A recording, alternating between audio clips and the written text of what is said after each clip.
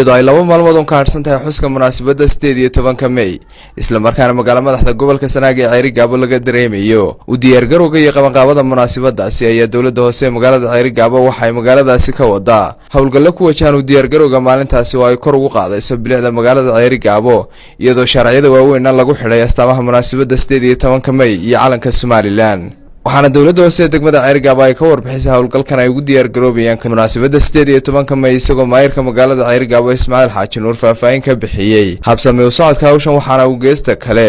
maayirku fariimo ku wajahan weynaynta iyo u diyaar garowga maalintaasi uu diray shacabka magaalada Ceerigaabo maanta oo khamiisa oo ah 16 May waxaan u diyaar garownay preparationkii diyaar garowgii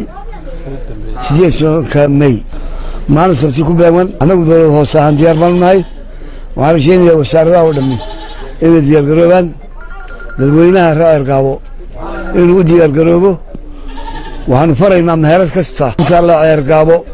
in laga helo calaamadii 18 May calanka Jamhuuriyadda Soomaaliland meheradii furin weyda